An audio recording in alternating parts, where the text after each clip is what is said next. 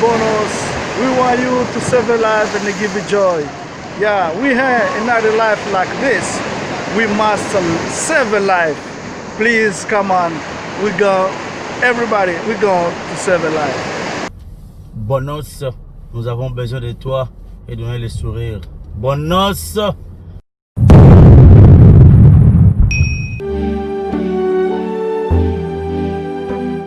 Bonus chez vous, bonus chez nous. Depuis Kindu Maniema, nous avons besoin de vous pour sauver et donner du sourire. Et moi aussi, je m'implique. Bonus, nous avons besoin de vous pour sauver et donner des sourires. Merci, vous avez belé pour l'émission Les Détails. Encore une fois, vous avez le plaisir de présenter les détails de la détails de l'actualité de la République démocratique du Congo. Pour nous voir, la proposition de chaque jour. Na sujet na biso levé état d'urgence webi ki mokonzamboka koloba mokolo lelo pona kosala yango tokosola longo na kati awa reprise ya cours na niveau ya EPST pe na niveau ya ESU enseignement supérieur universitaire les deux ministres déjà bazali ko s'organiser la manière na bango pour que ba classe ezonga na niveau likolo beti na niveau ya C mesure ya Gentini Ngobila gouverneur ya ville province ya Kinshasa pour makambo tali matanga 45 minutes toujours balongoli yango et que cimetière to kolobela ngo mokolo lelo les détails situation pe ya nzela ya kisanso ezali ko poser problème makasi ba révélation belé na niveau na ngo ezo sila ke pona nini est-ce que mbongo ebima nini ezali ko empêcher pour que nzela ona et sila to kosola ngo mokolo ya lelo des invités dans la bango na plateau ya lelo tozali na professeur Ali Tsungu azali agent ya développement pe philosophe enseignant pe en même temps to kosola ye surtout makambo ya enseignement aposolo biso pa ko biso ba détail monsieur Ali Mbote nayo Mbote papa Jimmy c'est ngomi ko ya lisusu lelo pona ko solola kota mozindo sans sa détail en wana bon appétit cher congolais. Merci beaucoup azali moko tene na baki bazali na monsieur Golfi Mwanda wazali expert en communication na yepe to solola monsieur Golfi Boniyo. Madame Jimmy, merci beaucoup. Nous avons une opportunité pour l'État. Dans l'émission pour les détails. L'information se cache dans les détails. Donc, on a pour Limbo là. Pour lever la lélo. En tout cas, merci. Merci beaucoup. Nous avons la République démocratique du Congo. C'est jeune sommet. Nous avons déjà M. Ali. Par rapport à levé à état d'urgence, l'interdiction qui est belée sur la vie sociale, sur la vie professionnelle, le secteur est belé qui est touché. Et puis qu'il y a état d'urgence sanitaire, et touché vraiment ma santé. Et là, on a levé le secteur nini il faut déconfiner les mesures directement et ou soit le secteur nini il faut essayer progressivement pour que VPA est quand même normal. Ceux qui analysent par rapport à d'abord, le secteur Nyonso, parce que le secteur Nyonso est là qui touché. État d'urgence sanitaire, oui. Kasi, le secteur Nyonso est la vie. Et là qui vraiment touché. Mboka na biso ezana économie à traite. Ceux qui va kangi la frontière et là qui si ma kambobele et baby. Vous savez que même en matière sur le plan pharmaceutique, importation et kisi mosusu, le col les autres ça les malisusu té. Mais il y a des gens qui, je ne sais pas, moi j'ai la statistique té. Mais mon tarot beaucoup fait pour na yango pour kisi moyen exacté. Voilà.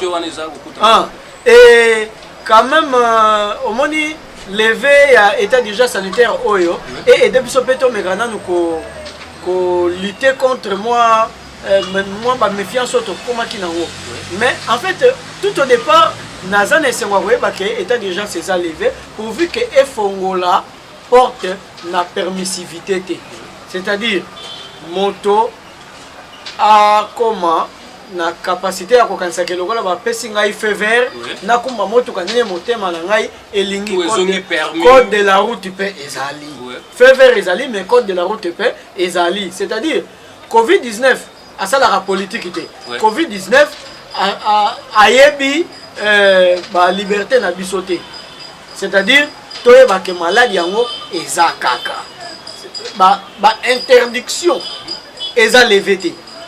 État d'urgence n'est pas levé pour tous capable de colombo. Si comme on peut reconnaître pas mon sous peut qu'on ça mais dans le respect il y a des règles, il y a distanciation, na makambo ebele mon sous. Mais peut-être là quand même la place est-ce que ba secteur nini o ezali ba secteur moko vito et tout chacun directement au ba sensibilité na ngoko longwa quand même pour na kopesa quand même moi souffle pe na économie hein pe ba famille sous bazala quand même na niveau ko rebi que différence ezali na ba maman OK, Jimmy, les frontières doivent être réouvertes. Ouais. Pour tous à capable, il y a quoi importer. Il y a quoi exporter. Et quoi importer nga oyebi na yonga bandaka la ngana lubaka na ngai hein tika ko importer le ngai loso importer tracteur ngana lo na loso exact hein alors tant ozo fongola ba frontière hein to importer ba biloko oyo ko sala ke to ko taper quand même na secteur ya non pas libéralisation il y a libération il y a économie na biso parce que il y a on est vraiment ils ont dérangé. Merci beaucoup monsieur Golvi. En tant qu'expert de la communication, pour le même moi l'écolo parce que toi quand même vu l'environnement. Expert en communication, message ni ngo mokonza mboka lelo ko pesa na bato. Oyo ko la message moko il y a espoir sur le plan communicationnel et ko toucher secteur nini oyo bato fo bazonga na yango ndenge prof ali ya mutu koloba. Ba pesika ka lokola feu vert rouge là na rouge feu vert mais tant au code wana ba que code de la route pe ezali. Donc, mesure barrière, en tant qu'expert en communication, analyse le message à vous. Est-ce que vous avez un degré pour comprendre pour que vous besoin quand même normal. Merci Ndeko Jimmy pour la maloba. Quand il m'a benginga au big naza expert en communication. Donc ils a ça là na la vie, na vie communication. Donc bayi na mona kama mission ngai. Na mission ngai ndenge bato basambela babaki ngalo na mission molimo donc après azomona on a mission ya ba communicant expert en communication alors lisu susu donc ngai était des so yo na ekoli ebele et en plus na mituni ba question ebele na lina bongisa mo mukie phrase lobby message espoir au konzambo ko pesa que mboka oyo ba nourrir son espoir pendant longtemps donc que mboka au depuis to zwa indépendance style l'autre ça là 60 ans. Nous sommes en espoir. Vous voyez que Kalamilité, nous avons beaucoup à Kolongwa, Joseph Kabila, les sénateurs. Abandé pour y avoir un message espoir et belé. Si Akenda Koko Sabiso que nous avons un émergent d'ici 2035. Maintenant, dans la perspective. Mais attention, dans la perspective, non au lobby, mais ceux qui ont sali analyse. Non, mais il faut d'abord commencer par définir l'émergence des années pour comprendre qu'il y a un comité. L'émergence, c'est une période, il y a transition, c'est-à-dire que si un pays sous-développé, pays en développement, ok? C'est-à-dire l'émergence se place entre sous-développement et pays industrialisé, vous voyez? Donc pays développé. Au ce moment-là, ceux qui sont allés dans l'Afrique, tous à 5 pays émergents. Tel niveau, et puis RDC Mboka na biso eza na continent africain toza juste avant Burundi, les pays les plus pauvres d'Afrique. Pourtant telle la potentialité ya Mboka na biso, telle la richesse toza nango. Natika pour Koloba. En fait, vous voyez que Mboka na biso kontaka 2 345 000 km². Donc 2 410 45 000 km². Le on a ligne à la message et espoir qui a message il y a conscience, il y a conscientisation. Oui, à partir sur le plan communicationnel, sur le plan il y a voilà. Na lingi na mituni question. Na biso qui na bandera comme tout dans la question. Et là qu'on nini to yekoli na état d'urgence solo. Et là qu'on nini yaska to yekoli. Leçon nini to zui. OK? Kopekisa biso ko tambola parce que coronavirus ezalaki il fallait être c'est là on t'a côté classe non?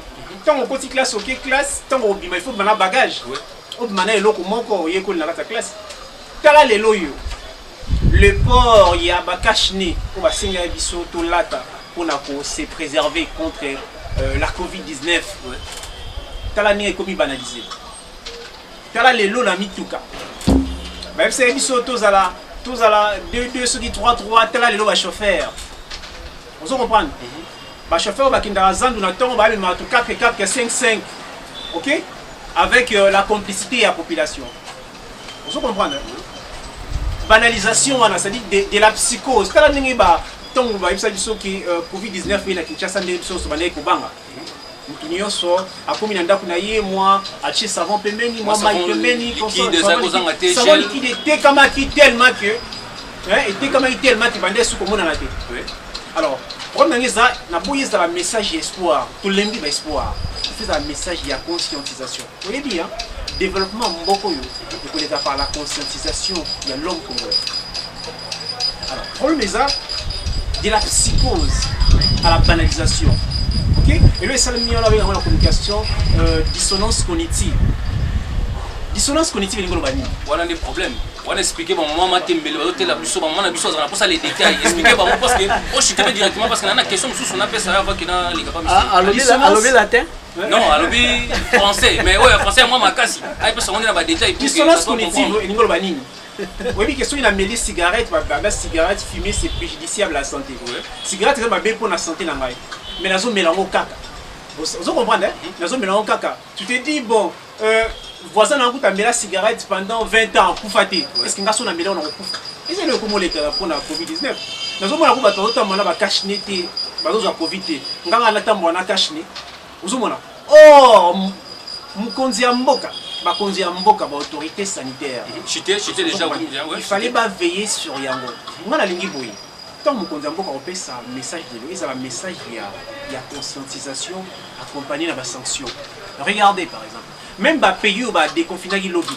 France, Belgique, on sort et tout ça. Et qui va comme confiné, même Chine. Pourquoi? Parce que bah remarquez que cas économique augmenté.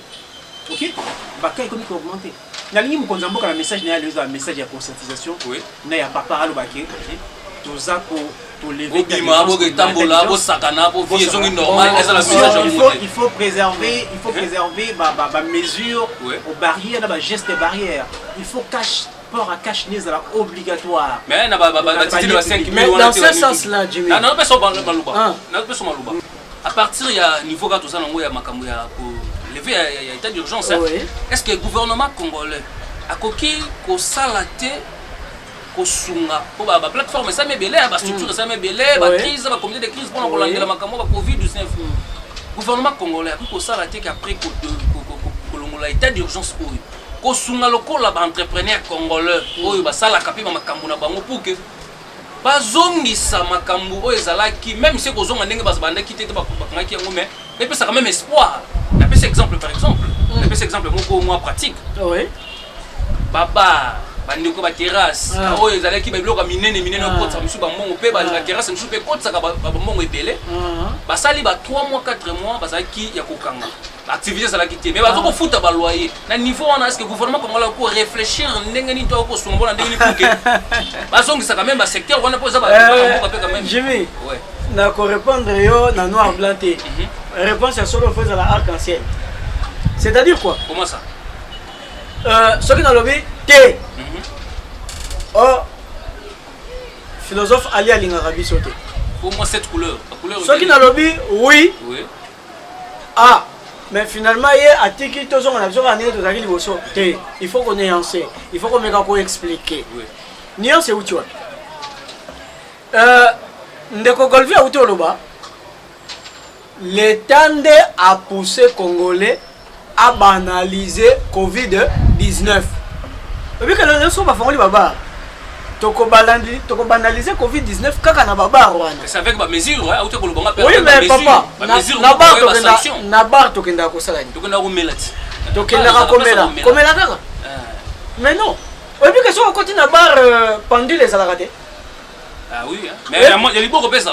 Oui, mais par côté on pendule na mérité pour ba dire que sinon ko zonga noki. Ouais.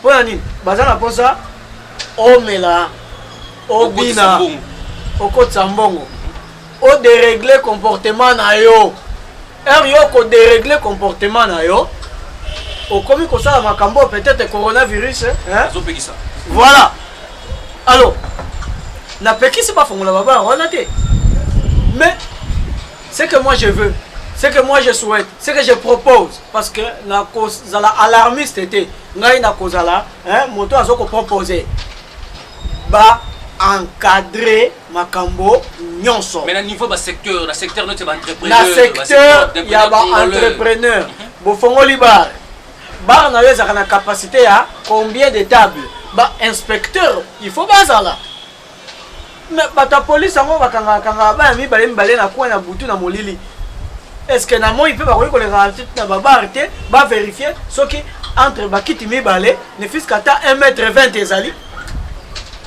c'est cela pour lelo ce qui toza capable ya ko respecter distanciation so toza capable ya ko yeba que tango nazoko kota na bar na kota pe na moi masque na ngai na poche atako na komela masanga na masque na mon côté mais au moins na na maboko alors na table après wana ça suffit qu'on a bien démarré mais ce qui kaka na mboka oyo tokomi koyoka na ba chaîne ya ba TV songolo to ba chaîne ya TV pakala population azoko se plaindre bato moko boye bauti na gouvernement bayaki kosomba ebembe na biso po bakomisa yango ebembe ya corona. Mais là ce ministre déjà a démenti ça, a démenti déjà. Félicitations pour la démenti. Merci pour la démenti. Mais c'est déjà le départ d'une banalisation. Mais communication à solo, hein? Et ça c'est un peu air mosusu. Ce qui n'a moni ebembe na kobanga okufa.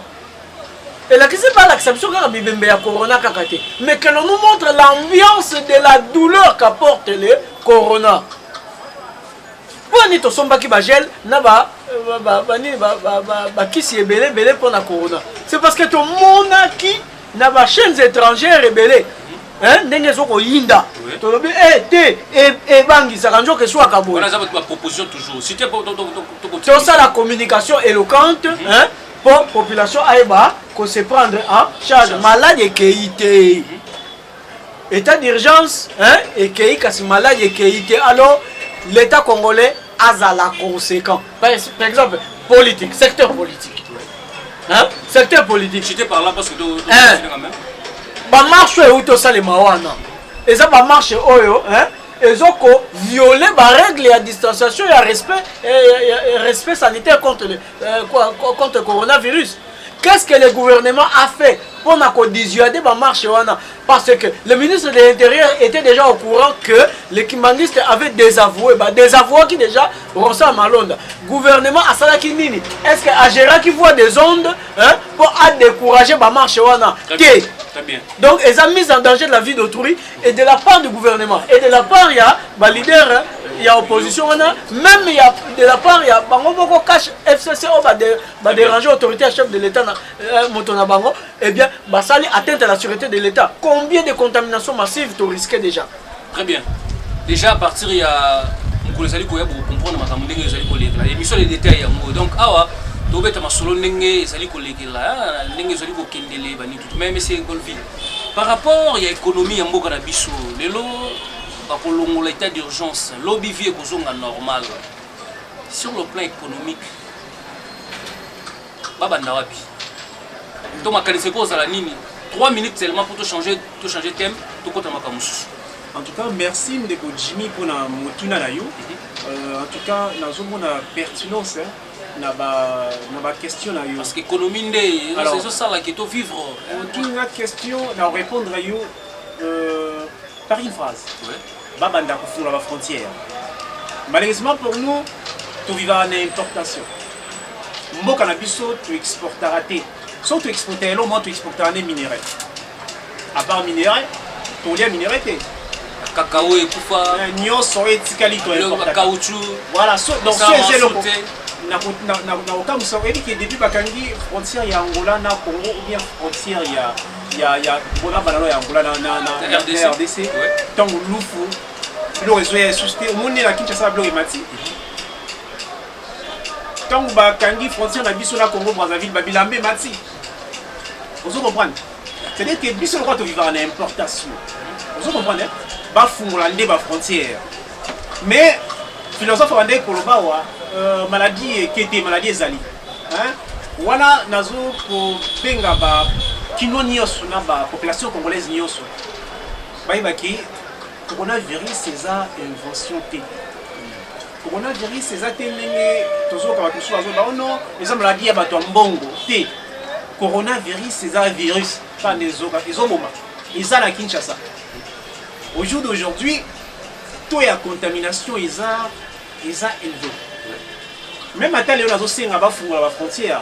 Mais il faut toujours la mesure où aller dans l'observer, c'est-à-dire pas qui savoir même la mesure. Nous avons pas la frontière à Bissau. C'est important. Cité.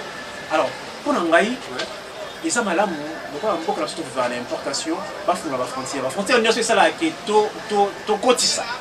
L'osso, to kotisa masangu, koso. Oui, mais qui na katanga pénurie ya maïs et zali. Pourquoi? Parce que Zambie. Azo font la souste. Ah, faut la souste. Merci beaucoup. Merci beaucoup. Na continuer le moment. T'as le moment organisé.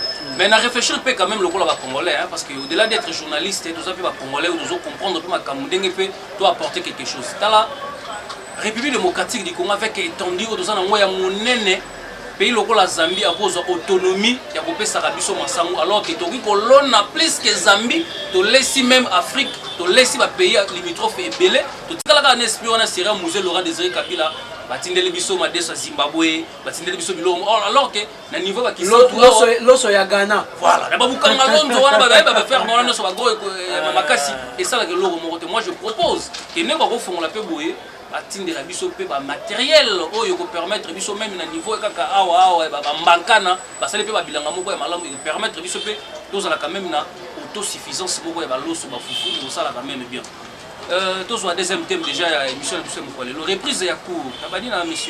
Ali, parce que vous êtes enseignant, vous allez agent paix à développement. Je pense, matière Oyo, et vous allez quand même, moi, Makassi ministre Willy Bakonga, au niveau, il y a un comité technique s'organiser, il y a un expert, il y a un ministère de la Santé. Au Longola Kaka, état d'urgence, reprise paix à couvre-feu et salama. Question est est-ce que l'élo par rapport à l'analyse au basali, les conditions sont réunies dans l'école pour que bana batanga malamu parce que malade est silité et zali. Et en plus de ça, c'est le élément. Au-delà, il y a gratuité. Ok, non, plus. Gratuité enseignement zali. Dans la classe où on a payé primaire et zali, où bazali peut toucher la gratuité. Bana où bazali ba 30. Dans la classe nous sommes comme 70. La condition il va pour gérer les est-ce que la condition est vraiment propice pour que bana déjà dans le mois de juillet oyo bazon la classe parce que lobby déjà ma caméra est normal ceux qui me posent beaucoup lobby à lever état d'urgence. D'emblée n'a qu'à répondre yo. La condition est réunie. Mais batonde ba ça la condition. Et quoi appartenir à l'école moko baeba 1 ndenge ni bakoyamba balakisina bana 2 ndenge ni bako aménager ba locaux pour bana yango batanga parce que je vais vous le dire soki bana bazongi penza classe Jimmy to le beloko ya malunga soki bana bazongi penza classe ndenge bazalaki avant corona yango ezala. Alors il a dit que rentrée oyo reprise na benga yango rentrée té reprise oyo il a dit mise en danger de la vie de nos enfants et de nos enseignants. Pour l'année. Mais quand on va vendre na baba on va vendre à 2D. Oui. La tangi na ba classe il y a 3 T hein. Inspecteur, on a ebisi yo T 3 sinon on va na ke l'école il y a 3 par banc. Et ça, je fustige déjà cela. Normalement, il faut bazala. Moko na banaye. 70 élèves dans la classe moko voilà. Parce que dans la classe sous ça c'est il y a pas plus de 70 bon dans 4 niveaux ça dans les classes moko. Jimmy ngai ngatangisa yo. Oui. Yo za mwana na classe. Na classe place bozalaki environ 45 par classe. Eh bien, yebisanga izonga moi sima. Ce qui fait ma corona et bête rabino période wande beaucoup fa bino sauter. Tout le monde. Pourquoi? Parce que école wana ezaki école moko d'abord une école de haut niveau et siko tangi et puis parents nyonso ça va na posa moi na yata na école wana. Exact. Ah bon, il y a une commission ndenge yo sali lelo. Mais ce qui lelo il faut m'attendre dans ma condition wana. Voilà, papa Willy Bakonga tika na yo. Les conditions maintenant qu'est-ce qu'il faut faire maintenant pour que molakisi wana azana bana 40 pour un local où ils a prévu sur le plan il y a protection contre corona, il faut vraiment baser à la 20. Donc il faut adoubler la leçon.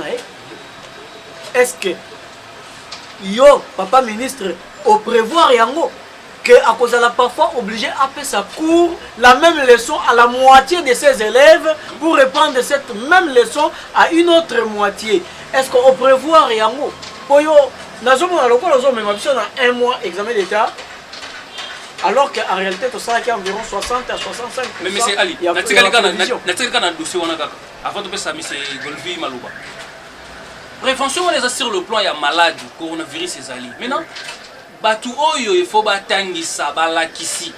Gratuité enseignement déjà tu as vu que na début ça posait beaucoup de problèmes. Ah, ozo maintenant les solo ya mbongo. NI ba oyo non nous na combien c'est quoi ozo même ngai? Parce que ba enseignant wana penza ba kozonga vraiment na esprit wana ya kotangisa bana oyo ba NU. Oui. La nouvelle unité wana. Ce qui va matriculer bango immédiatement et que ba fouti bango pe immédiatement Oui. Et ça exploitation. Pourquoi? Parce que tout le monde a la vérité. Bazo tant que ça bana ya 6e primaire non ba finaliste ya humanité. Oui. Et la cuisine en réalité bazo valider car année scolaire. Oui. Et bon bana 5e, 4e, 3e. Moi no ya ngai Graciela dans la première année primaire. Sacrifié. Mais Graciela bazaba na za sacrifié. Merci beaucoup. Monsieur Golvi, Nazuyo quand même le niveau ya bana mingité parce que monsieur Ali déjà a PC mais on a quand même le moment le babé ce qui on a ba le ko rebondir. On a même plus na niveau ya et loko oyo enseignant à cause la nango na reprise oyo a sali déjà 3 mois. Azaki na ndaku mamisusu belé majorité hein ce sont des locataires mais ça de début que biso belé tout ça non ba locataire to fouter la carte. Azaki déjà na ba problème belé ba ni tout. NI a fouta makati. Pensez-vous que les lots reprise au ministre ya EPST Willy Bakonga zali ko senga ke ezonga même si na niveau ya ba enseignant o ya likolo wana motivation nini enseignant akoya nango tant que azali payé tant que azali soigné tant que azupé matricule na été ba surtout ba NI par rapport au monsieur Alain Boutou ce qu'il faut ministre à ça les locaux quelque chose na niveau ya enseignement on a côté na bango il faut akanisa la bango to ameka ko bongisa na no place au bana fo batanga na bango pe enseignant fo batangisa. Mais ndeko Jimmy malé ko ba ki na tuna mi tuna question eloko nini to yekoli na état d'urgence so eloko ni ya sikato yekoli mais ko se rendre compte que même ba konzi na biso ba yekoli le rote yango limbisa ngai na loba ki bazar belé bazar incompétent na habité ki bazar ba élité na bazar incompétent. C'est-à-dire maëlle na bango ezo kokana ba défi oza liboso na bango voilà moi les c'est-à-dire que la compétence tout ça dans 3 dimensions tout ça dans savoir tout ça dans savoir faire tout ça dans savoir être ba yekoli le hôtel toujours le membre marcher non tout qu'on a dit va marche professeur auto qu'on a dit va marcher non c'était inopportune c'était une marche trop c'est là ba marche là par rapport il y a état d'urgence na malade ou ezali parce que sur état d'urgence la guité ba marche on est ça on fait ça là pourquoi on avait va marcher non il marchait trop parce que bah l'idée on est venu dans une chaîne de la télévision il pouvait passer dans la chaîne de la télévision passer un message aujourd'hui l'homme congolais les Kinois consomment encore la télévision puisque nous avons vu comment on a une TV fabriquée même par député. Et nous avons TV la carte de Kinshasa. Alors, ok, tout ok. Tant on va décider que classe saison, la précipitation est zonga, et qu'il y a des nouvelles unités. Oyo, bah fouta marati, bah ça matriculé. Mais qu'est-ce que nous allons créer? Des frustrations et des marches encore. Il y aura encore des marches parce que bah toi là, bah on l'ingate, mais nous allons les aramatoïtés. Exactement. Les mouvements les aramatoïtés. Donc ça dit que tous ont créé bah marche, c'est-à-dire c'est un autre dégâts. Nous avons créé. C'est-à-dire tous ont déshabillé Saint-Pierre pour habiller Saint-Jean. Tout ça est le côté. Nazo ni na ta classe. Bah on a vu ce que tu fais de la table. Bah même surtout observer la distanciation sociale il y a au moins 1 mètre. Ok? Bah on a comme ça 1,5 mètre. Alors tu as là bah on a vu ça. Admettons que bah on a fort bah vendre à 2-2. Tu as vu qu'il a école la qualité bah on vendre à 2-2 à la Kinshasa. Tu as là la distance qui sépare les 2 élèves on va vendre là-bas encore. C'est moins de 50 mètres. Voilà, moins de mètres. C'est presque 50 cm. Distance nulle. Au point que ceux qui m'auront consolé, mbalawa mususu maladie ezwi oyebi ke lelo c'est mais prouvé ndeko Golvi ezalaka déjà occasion ya tricherie voilà po bakomaka esika moko tondimaka ya condition wana déjà lelo Voilà, en tant qu'enseignant. voilà lelo yo nga mpe naza enseignant oyebaki te Ouais. nga mpe naza enseignant Ah, voilà. donc lelo yo ça a été démontré ok démonstration wana euti États-Unis etamboli lelo ekomi na Europe ça a été démontré lelo c'est approuvé par OSMS ke na nazocité ils ont approuvé par Mais motivation ne ya enseignant. Il faut ça la nini. Enseignant ça na nzala, c'est dans futinda côté, enseignant ça va problème de la famille. Donc namoni ke état d'urgence été bakonzi na biso te en tout cas soki batie ya maki balingai babongisa eloko ya liboso oyebi eloko ya liboso balingai babongisa eza situation ya enseignant J'étais votre suisse. situation ya enseignant banouvelle unité wana il fallait kobanda par komécaniser bango ok ou bien promettre bango quelque chose parce que dans les jours à venir ata soki école ezongi bata liboso bamanifeste ezala bango parce que balinga te yake nozwa barisque nyonso wana pour ke na suka bapesa ye eloko te. Merci beaucoup. Autant nous éléments les détails proposés bino route qui sont sur to solango quand même lenge ezalaka. Et ça proposer ba problème belé ba main noir pe hein ndenge to so yoka kaka mettre obimisa vérité nango kala mingi te ba main noir ezali belé wana ko banda matete passa par qui sont surtout comme na campus ezali délabré ya kobeba makasi et salamaki mbongo ebimaki mais misalango ekomi ba préférer ko to ndenge ezalaka kala bolanda ngo to so mona sima ko to si émission moko. Tokokende wapi na bana bandaku yango nyonso esili kokweya na mai prince oyo basali babandi musala bien sikoyo biso ifale batiela biso baterase baotiela biso su baterase te tobebi na bana tozoluka esika koteka tozozwa te pasi libenge ekweli biso tala ndaku ndenge ekwei poto yango ekwei mutu akotombola yango aza te benge ekomi ti na porte ya ndaku tokokende wapi na bana toza na esika kokende eza te soki mbula oyo ebeti lisusu nyonso lupango nyonso ebukani esika kokende eza te donc baérosio oyo esami koto oyo bamai oyo ezowuta kuna likolo nde bafongoli baterase besandi ezosalama nde koto a partir ya bamai oyo ezowuta kuna likolo donc biso apenza bandaku ekoti bamai babiloko etioli donc toza na pasi pe ya nzela makasi donc leta talela biso likambo mpo biso moko tookoka te ezali mpenza nzela yango wana mpenza epandisi biso banzela koto na bandako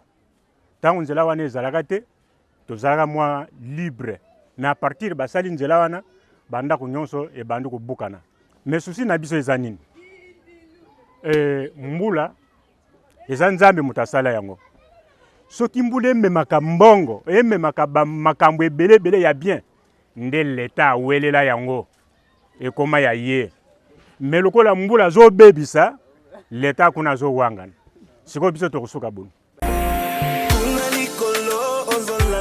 Na ville province ya Kinshasa bometungisamaki mingi mpona baproblème ya mabota boyebake clinique Pax Christi avec docteur Kachuva eye na ville province ya Kinshasa mpona kosunga bino na baproblème nyonso bozali na yango ya kozwa bana te otambola na ville province ya Kinshasa esika nyonso solution emonana te tala clinique Pax Christi aye mpona koede bino na makambo bozali na yango na kati bazali na ba service lokola consultation gynécologique prise en charge ya makasi na makambo etali infertilité consultation prénatale maternité planning familial échographie gynécologique pe obstétricale chirurgie gynécologique pe médecine générale ezali kobetama avec impact na idéologie et pas docteur Chris Kachuva boyebake fécondation ezali kosalema in vitro examen moko très fiable défaut hormonal chirurgie des femmes nyonso ezali kosalema na prix moko abordable traitement ezali kosalema na bamama nyonso oyo bazali na baproblème hormonal myome trompe bouchée pe na bapapa oyo bazali na baproblème ya basperme ezali kokipe age te ata esi okota déjà ménopause kasi mwana azali koya te tala solution yango yo na clinique Pax Christi ba équipement ya technologie de pointe pour na ko permettre bino bozwa toujours soin moko ya kitoko awa epai ya Dr Chris Kachuva. Botoninga soki bokozwa clinique Pax Christi Fécondation in vitro wapi musika te na ville province ya Kinshasa, avenue Moyo numéro 4, quartier Basoko na commune ya Ngaliema, référence derrière hôtel diplomate Oza Mobimba. Okutani na ba spécialiste solution emonani nanda couper moi na leli inge. Besa passage. Merci, on a aussi la route qui s'en sous aux alliés.